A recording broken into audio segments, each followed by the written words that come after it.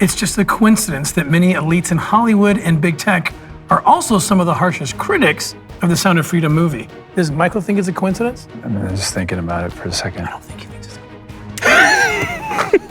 it's a Don't give me the answer. It's cheating. It's cheating. I want the judges to note that.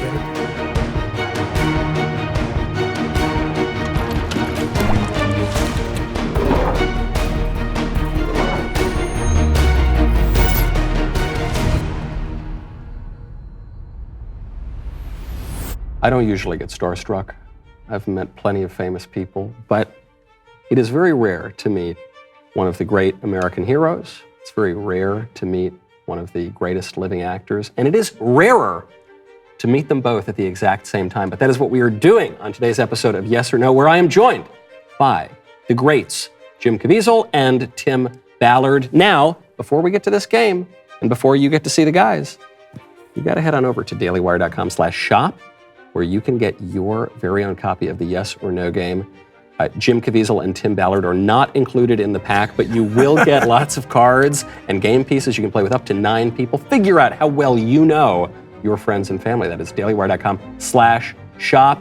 Gentlemen, thank you for coming on the show. Well, as impressed as you are, my family knows that this idiot is terrible at these board games. So I don't know what I'm doing. I'm glad. So the basic idea of it is we're each going to take a card. I'll take a card, I'll read the prompt, then later on you'll take a card. And when you read the prompt, we're going to guess how the other person would answer. So if I read whatever the prompt is, I say, okay, I think Jim says yes, and I move your drink to yes. Okay. And then however you think I'll answer, you move my drink to wherever that is, and we figure out who's right. Somehow people are awarded points, and then we're going to switch you out. For you, Tim. But let's begin, Jim, with you, and let's see how bad you are. Are we putting money down because the whole game becomes a different story with me? Okay. All right. It's a good conversation starter, but in reality, getting struck by lightning is really not as bad as it sounds. Yes, the answer yes would be, it's not so bad. The answer no would be, it's pretty bad. How would I think that Jim Caviezel would answer this question? I would say Jim Caviezel answers that it's pretty bad to get struck by lightning. Now you move my game piece. So I got to be honest, right? Yes, honest with how you think I would answer the question. I think that you need to tell me if you think that I think that it is good or bad to be struck by lightning. I don't even know what that answer means. So yes, you I think say that yes. I'm going to say that it's not that bad to get struck by lightning. Oh, no. No, it's the other one. Okay. There we go. I'm dyslexic, okay? Our producers are basically illiterate, so don't worry about it. So we answered the same. I don't have any experience being struck by lightning. Okay. He does. Obviously, I do. Okay. So I think that you would think that it hurts pretty bad, and you would be right. Yes. So I answered that correct. You did answer it first correctly. I flipped it around. Okay, it's a lot. Okay. What does it feel like? It's you're serious, right? Are you? It's hard. I got lit up like a Christmas tree bell. So this was during the filming of The Passion? Yes, I did.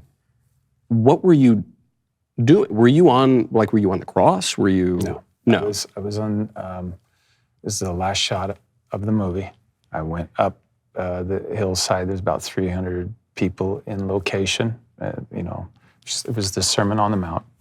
I got to the top, and on the 5th take, there was it was really blowing really hard, and it looked like the clouds were so low you could reach up and touch them. And so that felt like this is something really wrong here. And the ground felt like it was reverberating or something. And then on the 5th take, about 3 seconds before I got hit, I looked down and I saw 2 people, and their eyes were watering because it felt like, and the other thing is you're in like an eye of a storm. Yeah. The wind is blowing, you can't hear it.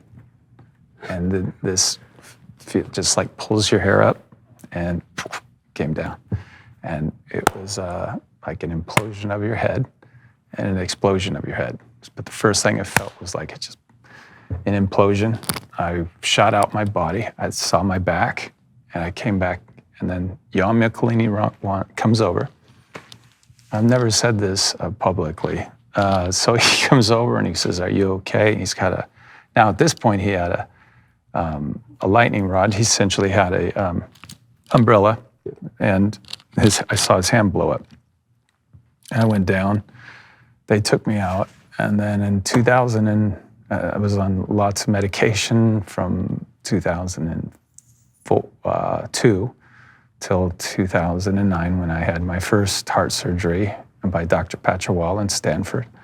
And then my second major heart surgery was Dr. Griffin and Dr. Gillenoff, who saved my life at Cleveland Clinic. That was from? It was all from that, yeah. And then they completely cured me, and I've never had any problem since. But it was for those 12 years tough. So I'd heard the stories, that you were struck by lightning on the set, but I thought it was just a little zap. Oh, ouch, that hurts. You're talking years of. Yeah. Whoa. So I'd have, when I'd get up, I was always on, blood thinners, Coumadin, and stuff to keep the heart corrected from, and the 2009. They seemed to fix it, and then it just all got worse in 14. So, but I'm still here. You're still here. Just of any kind of spiritual warfare really kicking in. I know both of you gentlemen are quite aware of that phenomenon. Yeah. Final shot of the Passion of the Christ would probably be a place where those sorts of things come together in the providential scope. Yeah. Wow. The line in the scriptures when Jesus said, "I saw Satan come down like lightning," and I knew we were going to have a huge hit from that point.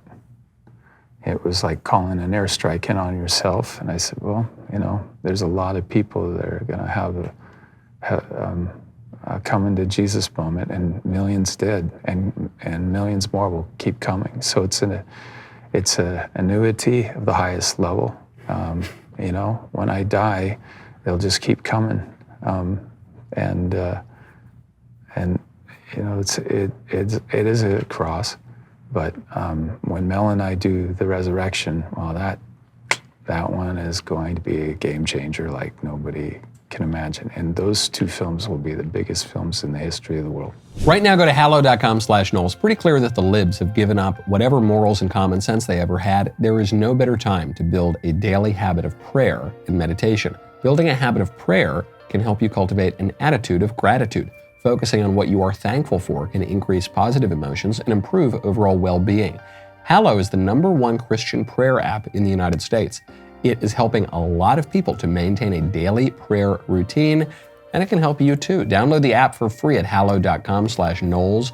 You can set prayer reminders and track your progress along the way. You're not sure where to start? Check out Father Mike Schmitz's Bible in a Year podcast, available on the Hallow app. It's my favorite podcast for brief daily Bible readings and reflections, or pray alongside Mark Wahlberg, pray alongside Jim Caviezel, and even some world-class athletes. With Hallow, you can customize a personal prayer plan that works for you. Listen wherever you are with downloadable offline sessions. Using Hallow to connect with others who share your beliefs and values can provide a sense of belonging, support, and foster a sense of community. Right now, download Hallow at hallow.com/Knowles. Get an exclusive 3 months for free. 3 months free at hallow.com/Knowles. So now you read your question. There's no way I'm going to have an answer nearly as good as that one, but you read this question and we do it again. Okay. What does that say? He's blind. I'm his interpreter. You're good. Okay. It's just a coincidence that many elites in Hollywood and big tech are also some of the harshest critics of the Sound of Freedom movie. Oh, wow, that's a loaded question for you. Go for it, go. So you're saying it's just a coincidence? It's just a coincidence. Yeah. Okay, so I'll answer as I think Jim, and Tim in this case, would answer. Are you going to answer this one? No, you're You got to answer. You got to move my class to how you think I would answer. Does Michael think it's a coincidence? I'm just thinking about it for a second. I don't think he thinks it's a coincidence. Don't give me the answer. It's cheating. It's cheating. I want the judges to note that. I cheated. Cool. Correct. I assume I guessed correctly for you as well, Jim? Yes, that's correct. I don't really believe in coincidences. Neither do I. Now, usually the rule is you drink when you get a question wrong, but I feel we're going to be getting too many right, so I'm going to say I don't have to drink. I think I get to drink. Oh my gosh, I'll take that's some of that, actual. Kirk. I thought that was like water. No, that's a delicious martini. Can I offer you, listen, it's just here if you want to sit. You gentlemen are being much more responsible for an No, afternoon. you got the Mormon over here. Of course you put the Catholic in here. I'll have a sip. Wait, this is Is this Grey Goose? It's gin. It's Boodles. Oh. Great kind of esoteric gin, but great, made to our specification by the producer team. Okay, so now I go. Jim's still focused on it. Well, no, because All right, so we'll put that card over wait, here. he has something to say about this. Yeah. Sound of Freedom was tied up for 5 years, bro. Why? Who owned it? Put this one over here. Well, we had Fox, and then Disney bought it, and I'll tell you, when I did Count of Monte Cristo, I agreed to do the movie, and then when we came to Ireland, they completely rewrote the script, and they had no say in doing that because in my contract it said 2 parts. One, the director, Kevin Reynolds, that I'm a part of the process, and you can't rewrite my stuff without my say-so. And they rewrote it. And the part in the movie that was taken out was, when they rewrote it, was they removed all of God out of the movie.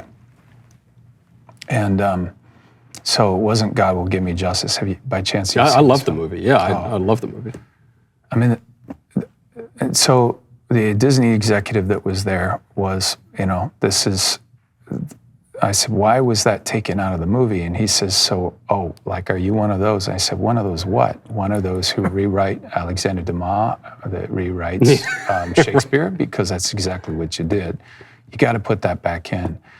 I don't know if it was like when the Count is or Edmund is in the prison, it was like some humanism, find it in yourself, or whatever it was. New Age nonsense. Yeah. Well, whatever, but as Americans are one nation under God. We believe that, and many of us would die for it. And I certainly would, and I gave my career believing that. I was so profoundly moved by the 10 Commandments by Charlton Heston. I was so profoundly moved by Jimmy Stewart and It's a Wonderful Life when he's in the bar and he says, God, if you're out there, please help me, because I've been there. Now here I have an opportunity to express that in this film. It has to be there. And then Charlton Heston, of course, in Ben-Hur in 1959. So the industry has gone away, way to a point where, and I'll have this conversation with any of them. Why do you think your films are not producing? You do not speak for the people any longer. Right. And Sound of Freedom does. Sound of Freedom is from your heart. Yeah. Sound of Freedom is something that burns inside you, and you can't put it out, you see. And when I came back and I heard those children screaming, my first part was like, I got to find a place in this movie where maybe I can take the eye and do something to where I take you to the edge. I can't show you what's happening to this little girl with this man, but I can take you into my iris, and it takes you to the edge of your seat. It's Hitchcock. Yeah. And then you get to understand what burns in this man's heart every day. And it's a hard life. It's a big cross, but it's a purpose. And so when I was a young man and I was going to movies, and I felt like, God, are you out there? When I was at a lowest point in my life, that I screamed out at 14, I don't want to live anymore. That's 5 times worse now. And I go and talk to those kids. Yeah. And I say, as bad as it seems, I want to tell you my story. And I tell them, and I said, had I taken my own life, can you imagine our loving God as a 14-year-old and said, look what I was going to do for you. Look, you were going to play my son, So this is a game of life, but it's a profound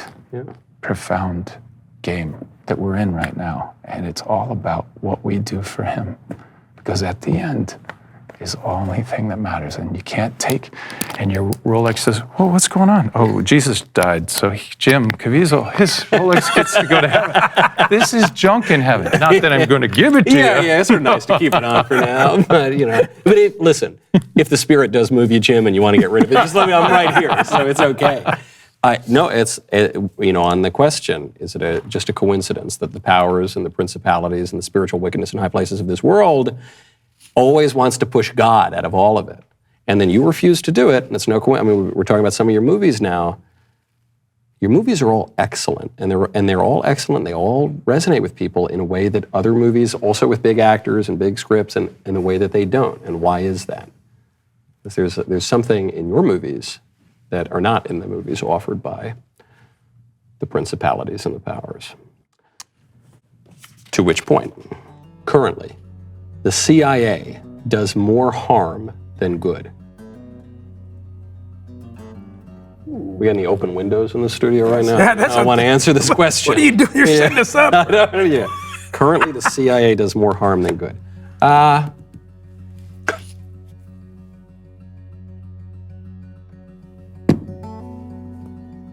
Now you're thinking what I'm thinking, right? That's what that was. Yeah. Okay, now I just want to go over this again. So that's what you think I'd say. That's what I think. Now I got it. Now I got to think right? what you say. Yeah. Do we need to verbally confirm that we are obviously correct in our guesses here, or can we kind of like let this lie? You know what I think? I believe that if they think you're afraid, then you're in trouble. I look at it this way. Unlike you, I know I'm going to die someday. How am I? I've got at least another 2 centuries. How am I going to die? You say, well, I've seen a lot of old people die in nursing homes, in the worst way. You know why? They're alone. Yeah. Because their families abandon them. You know why they abandon them? They're afraid of the cross. They're afraid. And guess what? The person that's suffering the most, they don't even see that pain. They don't care. They just worry about themselves. Whenever we get in a position where we're worried about our own skin, we're in trouble. And Jesus talks about, fear not the people that can kill you, your flesh. It's the second one. That's the one that you got to be concerned about the most. So we're all getting out of this dead. Right. So you gotta fear the body and soul going to Gehenna. That's the bigger. Yeah, that's why you got to have a nice drink, baby. Can we get Christopher Walken on the show today? This is a big win. I love this. At the end of the show, I got to have a bite of that olive. Not only drinks, but appetizers too. Yeah. You're up. In The Sound of Freedom, the only part of Jim Caviezel's performance that could have been improved was his lack of muscle tone. Why do I have to read this right now? To better reflect the person he was playing. Many people have said this, including Michael Knowles backstage just about 10 minutes ago. Yeah. So now I got to answer how Jim would answer here.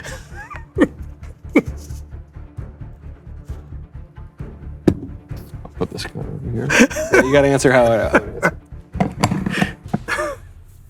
You're so humble, sir.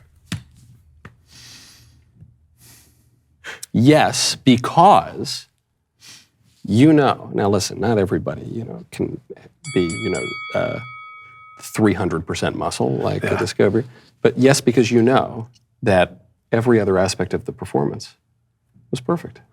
How's that? Yeah. How's that? I took that insult from the producers, turned it into a compliment. You turned it right around. I like that, and a sincere compliment. And in all honesty, I talked to him about this. I said, Jim, can you do steroid something? Can you do? When I was younger, I was prettier. At least you had I was a big man. Me, I have not. Did you know what? Basketball, I was working out with this guy, and he had huge, beautiful legs and everything.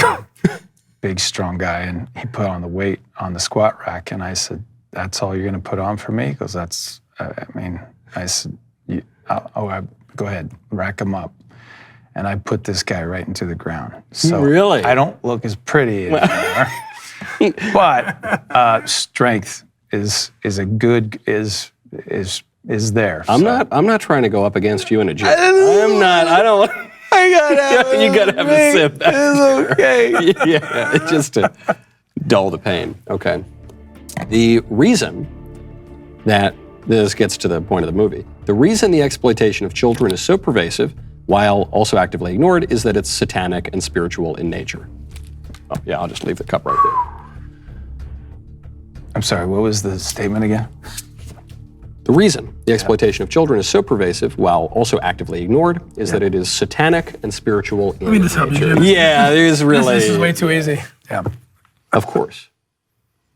It's been true since the dawn of time. Amen. I think that I'll drink to that. You can drink to that. Yeah, I'll have a sip after you have a sip. You're up. All right. Just so you know, Jim, you're supposed to be drinking out of your cup. Yeah, that one's not as... I think you're the first guest ever on the Michael Knowles show that's drinking out of his cup. I actually kind of like it. It's a big martini. We'll get a refill. Once you get up here, we get a refill. Did you put vodka in the coffee? All right. ChatGPT is basically the beta version of Samaritan from Person of Interest. I don't know what ChatGPT is. Well, I'll tell you, Person of Interest is the TV show that you started. No, I 5 know. years Got ago. it. What's ChatGPT? Oh, it's it's like AI. They can Like in China with the... yeah. Come on. You put an idea and they write it for you. Yeah. Yeah. Yeah. Well, I think I just got the answer then. I think I'm going to defer to the star of Person of Interest on that. You know, it's interesting. When we were working on that show, Jonah Nolan came over to me and he said, I want to introduce you to my friend. And he comes over and I said, and he looked familiar. And I said, hey, this guy, he's an actor. I know. I've seen him. I'm trying to remember what film he's in. And so I said, I can't, I'm so nice to meet you. I know you've done some great films and everything, or I'm so sorry, I just can't place you. And it's a TV show or something that I've seen you. He goes, my name is Elon Musk. And Elon was embarrassed for me. But what show were you on, Elon? Yeah, I don't remember. He was on 60 Minutes the night before. Yeah. By the way, did you see? This is important. I'm glad you brought this up. Elon Musk tweeted about Sound of Freedom. Did he? A week ago? Yeah. Amazing. And he said he's going to provide, Twitter's going to be a free platform for Sound of Freedom. I think mid-July, he's going to open it up for free and we'll distribute it worldwide. I was, whatever reticence or skepticism I had early on of Elon, Elon gets it. Elon gets it. All the other big tech guys shutting everything down, but Elon gets it. All right, I'm up. The Great Pyramid of Giza was built by primitive Egyptians who used wet sand to move 2.3 million perfectly cut blocks, averaging 2.3 tons each, from quarries up to 500 miles away in a span of about 20 years. In other words, the official scientific story of the Great Pyramid of Giza is the whole story. Well, I thought that was part. Okay. So isn't there a mystery about the 8 wonders of the world? Yeah, I think so. Which means now I got your... See, now, this is the thing. Jim kind of tips his hand, a little bit on the... But yeah, I think there's a little bit more to the story than just... My brain works like... It puts a square peg into a circular hole. I figure out... But the SAT, not very good. Not gonna work. All right, you're up. All right. I don't have my glasses here. All right. In general, it's more difficult to be a practicing Christian in Hollywood than it is to make it in Hollywood. To be a practicing Christian well, okay. Oh, there's some ambiguity. I'll just answer how I interpret the question and then give my thoughts.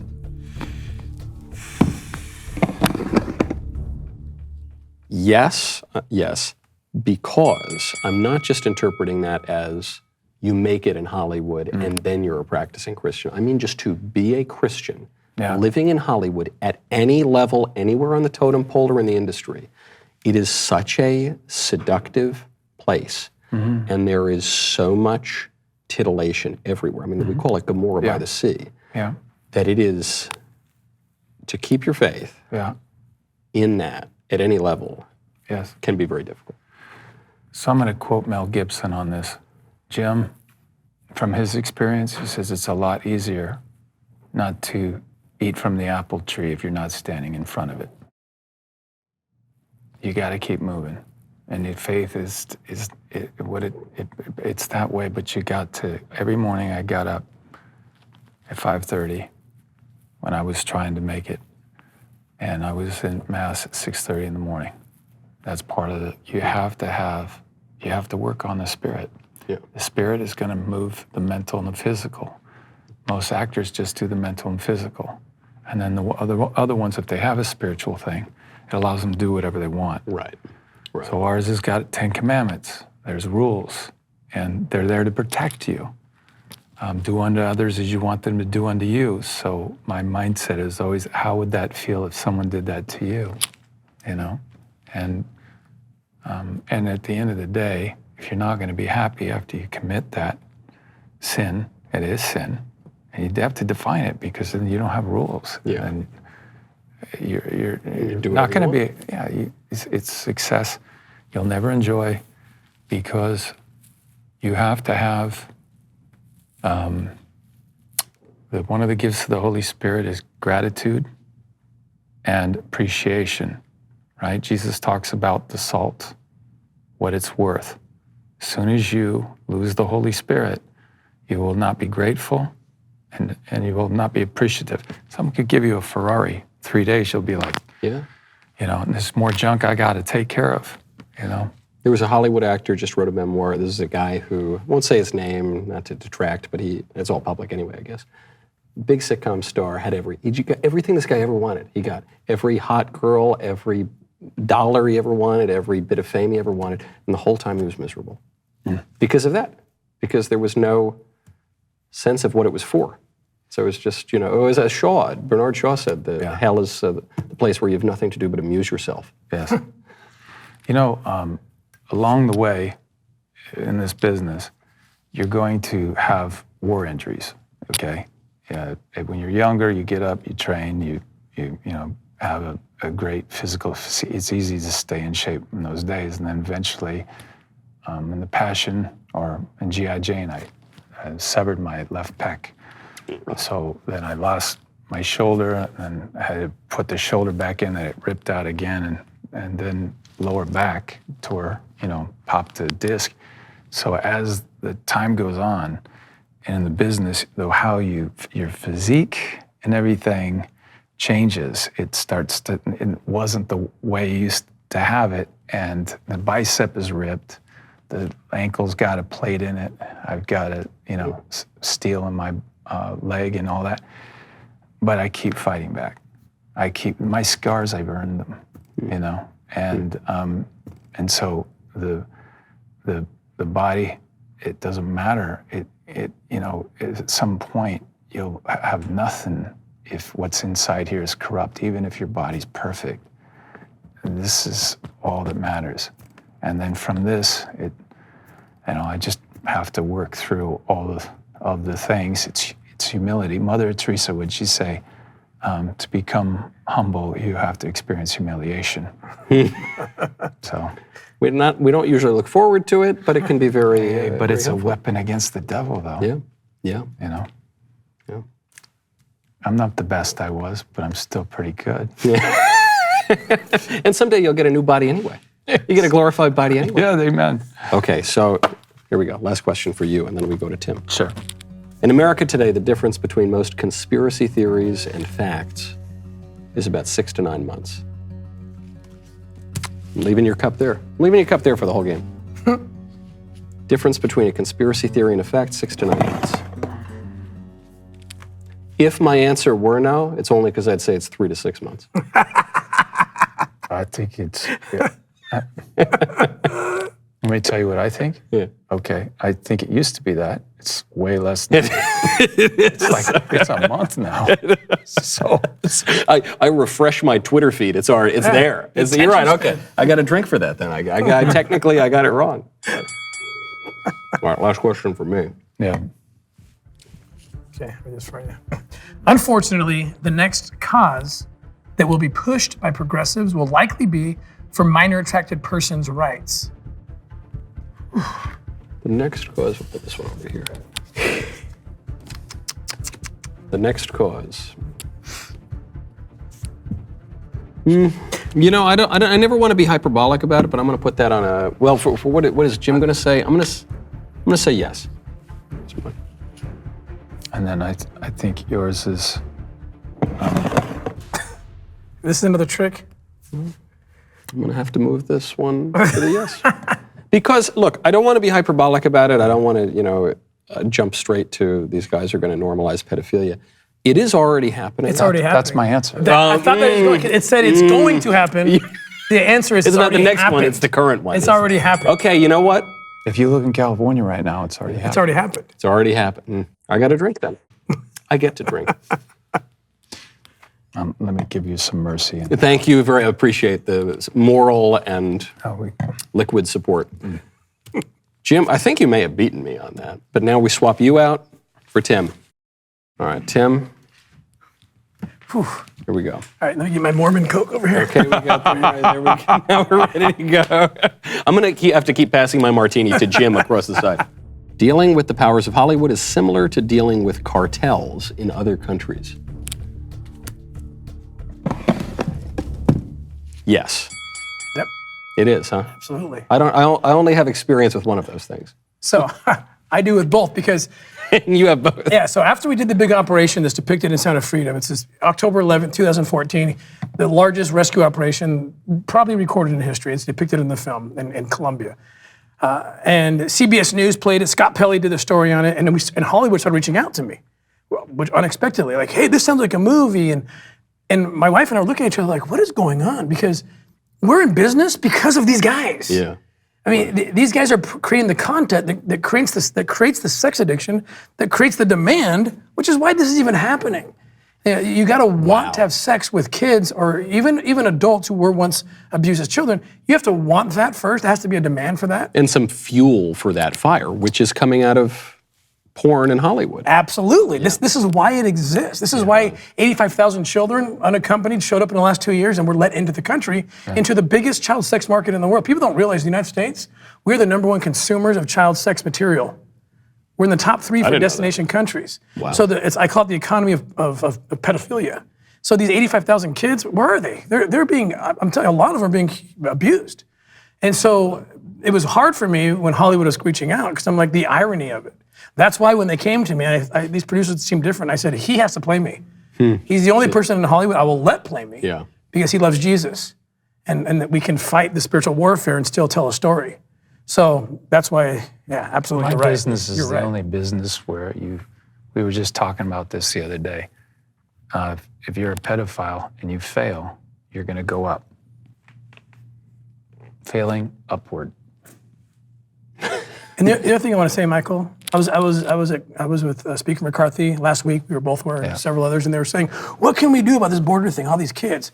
And I said, "You got to attach it to the whole movement. Yeah. Like you can't just isolate it to one thing. This whole minor attracted persons thing, the whole sexualizing of children, giving them pornography in the name of sex education. Yeah, at 5 years old. Giving them 13-year-olds consent to gender mutilate is also giving them consent to have sex with 50-year-olds. You can't take it away. You got to combine it all and understand that there's spiritual warfare, and children for the first time in the history of America are at the crosshairs. Yeah. Now you can make an argument. Right, because it's the same purpose. If you're saying a child can consent to a permanent sexual change based on a sexual desire, how can you then argue that a much older minor can't consent to a one-night stand? It's not possible. You can't. You've limited God, science, the very virtues that built this nation. You've eliminated it all. So mom and dad, you're getting social media hits and you're getting awards. But when your kid comes to you and says, "I want to have sex with a 50-year-old pedophile," you've lost your arguments. Mm-hmm. You've sold them sold them away. Right. For popularity. And this is the end of our republic. Yeah. Hey, I have a question for you. Someone asked me to ask you this. Is this the right time to do that? So we got all It's the same part. It's the same part of it. But does pornography lead to more pedophiles? Absolutely, it does. Yeah. Oh, I don't believe you. What do you know? I'm a fact checker. I'll tell you why it does. I got my doctorate degree at fact checking school. This is the reason, because pornography has the same chemical reaction to the brain as drugs. So you do marijuana so much, the dopamine, endorphin hit wears down like anything else.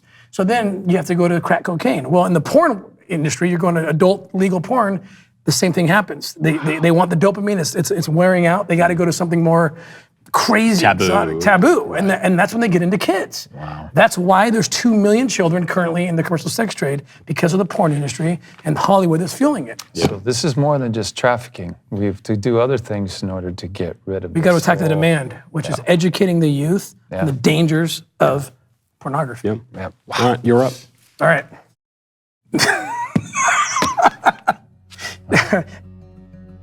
Jim Caviezel looked better as a blonde. Okay, well, you answer for me. Oh! You got that wrong, Tim. I think you naturally darker features, I think, are... Well, maybe that was a little arrogant of me, but I guess I'll say this: when I told the producers that I wanted Jim to play me, they said no. They said, yeah, there's no better actor. But at the end of the film, there's a little cool thing where they take real footage from the actual. We filmed the real operation. Yeah. So there's this cool transitional, kind of cool, into the real footage, and they said, I should say, I realize I haven't quite said this yet.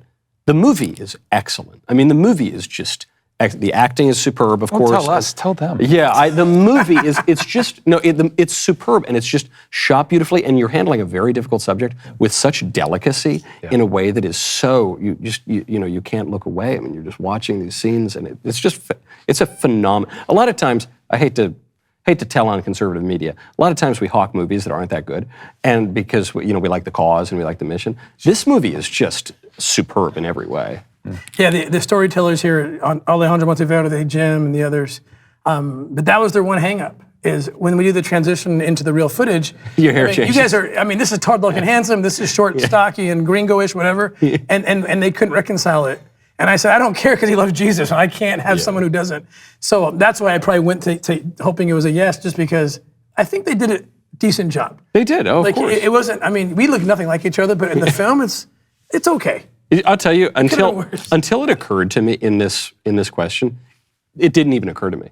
The hair color thing, or it didn't even, I don't know, maybe it's just because the character, which is your life, the character is so engrossing, it doesn't even strike you that people look different. Yeah. He has a childlike quality that is like David when Goliath was insulting his God, and it didn't matter if he lived. It's just that you can't insult my God like that. And I feel the same way. And so when Jesus came, I wanted to show the world that I loved him. And I wanted the world to know that we got to start telling God we love him. Can I add something to that? So this is a really cool story. This is maybe my favorite story, the behind the scenes of Sound of Freedom. And I don't even know if you know this, but there's one scripture that I go to. If I'm going into the dark, I'm scared. You watch the film, you think I'm brave, I'm not. I'm as scared as anybody. But I'm scared before, and I'm freaking out. I can't watch the movie. But I'm not scared during it. I'm not scared while I'm there. It's like there's a calm, and there's one scripture I just repeat over and over in my head when I'm going into dark places. And it's the one time in the scripture where Jesus gets mafioso in his wording. And it's Jesus, so it's okay. It's not flipping tables at the temple, though. He says something that I think we just kind of go over, we kind of blush by it and don't think about it. Think about what he says. He says, it's better that a millstone be wrapped around your neck and you thrown to the bottom of the sea. That's like cement shoes kind of stuff, right? Than that you should hurt one of these children. So you actually say that, because that's a line, it's in the movie. You say it when you're talking to But he ad-libbed it. Really? So that was not in the script. And I didn't tell him that that's my go-to. So that's my favorite scene, that coffee shop where he's, and that's a real scene. Coffee shop, that book, I have the real book, and Jim pulls that line out of his, ear. But he pulls that line out, and it's really complex and creative how he does it. Because even the pedophile is like, even the actor. Because it's seamless. He's like, what are you doing? Like, what does that mean? And I'm just like, oh my gosh, I'm sobbing and listening to him do this. It's like, he has no idea. That's why I do everything I do, because I can go into dark places because Jesus made it clear where he stands. He is so passionate about children not being abused that he's telling you a warning that sounds like the mafia. And I love it. Jesus did that many a times. And obviously the big grand ballroom was the temple when he threw them out for what they did to his father, and that he makes it known to us that it's okay to defend our God. And you see what's happening in the culture of grooming our children, that is not going to happen anymore. And don't worry about your career. Don't worry about your life. It's the second one to Gehenna. And people, you have, years ago, you had all truth, no grace. So you can go straight, screw up, you go straight to hell, fire and brimstone. Yeah. But then, in our time growing up, it was all grace and no truth. Sleep with Susie on Friday, Catherine on Saturday, go to church on Sunday, and the blood washes all. Everybody gets in. Sentimental bullshit. You have to have both truth and grace. And so the devil, he goes, you want this? I can make it, you want this? No, it's both. So we have to take him who he is. And I just felt like, what an extraordinary thing of events of us coming together and them trying to keep this film from seeing the light of day. But boy, they're in trouble now, because this thing is going to be a daisy cutter. What's sold the movie, you can still get your tickets right now, today, Saturday. You can still get your tickets for the movie. But the movie's already correct, but we're dying for theaters. And the selling out. The movie's We're already selling sold like a bazillion tickets, right? Yeah, but we are struggling with theaters because the studios control those. They're the big bosses. They're the big dons here. But what happened on The Passion, same kind of thing. But the people were calling day and night, and the distributors, a lot of them are Christian, and they're like, look, it's business. And if your film is not good enough, it's fair game. We're going up against Disney, the Indiana Jones. That's right. Who used to own the film. So there's some cool dynamics going on right here. And then right after us, we're in the midweek, and then we go right into Tom Cruise's movie. Yeah.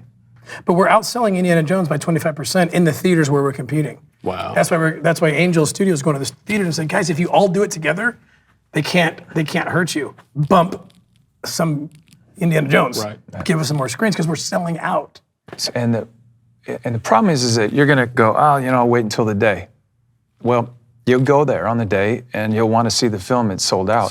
So you give your money to Disney. So you give your money to the industry. They know they have you. And I love, when they say, well, it's just business. I think that's what the invited guests to the wedding feast said. Oh, I got business. I can't go. You're going to regret that decision.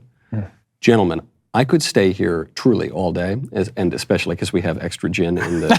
but we've got to get you out of here. You're on a very tight schedule. You're on a whirlwind tour, and so we're going to close it on this question. All right, better be a good one. It's a good question, actually. We'll reset the glasses. Epstein killed himself.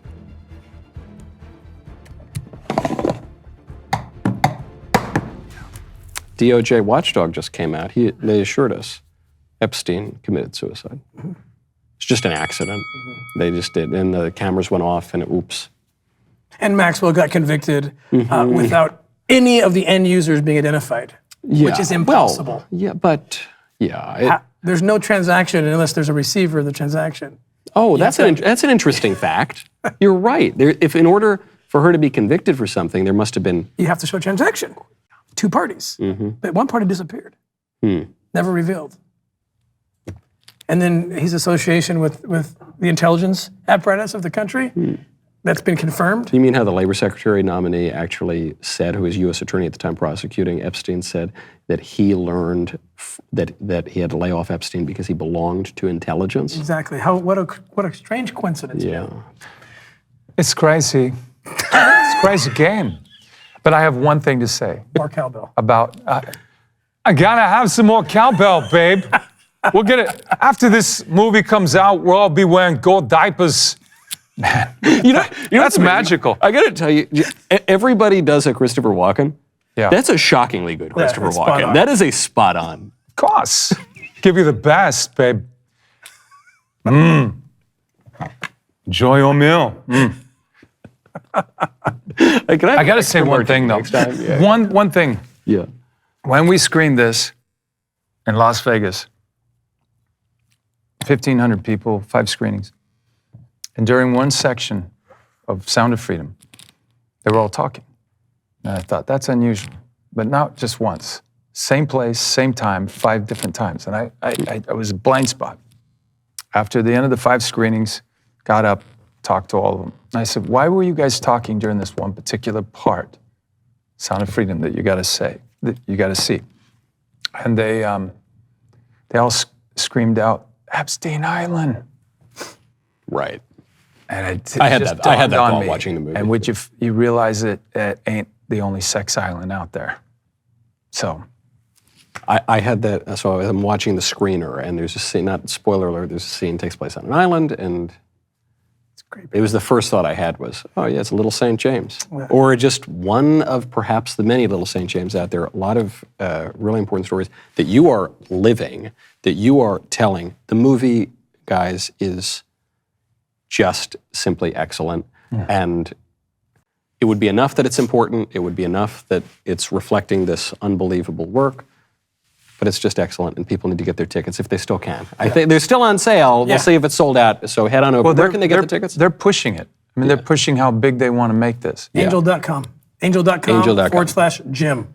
They didn't do Tim, they did Jim. That's fine. Look, it's fine. It's fine. One letter off. One letter off.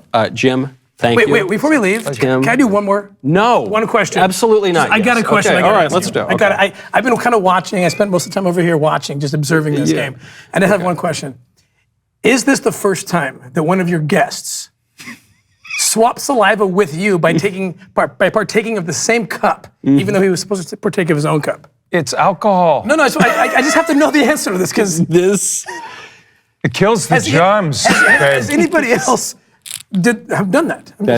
That has never once happened on this show. This is the first time. He who drinks from the cup I drink, babe. Let me tell you.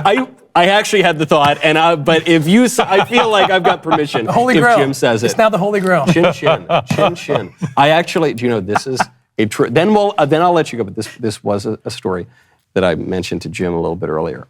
A priest friend of mine, very close priest friend of mine. Jim was once staying at his rectory in New York, and the Pope was in town, and.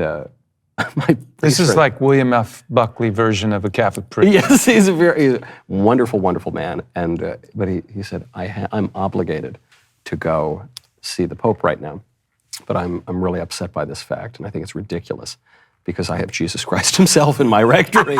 And I thought that was a great observation and an honor, Jim, that you and I could share this martini, and Tim, that you and I if I wasn't Mormon, I would have shared it with you as well. Thank you, gentlemen, both. Thank you for the great movie, and I look forward to seeing it in theaters, if I can get a ticket. We'll get you one. Thanks, Mike. We'll pay it forward for you.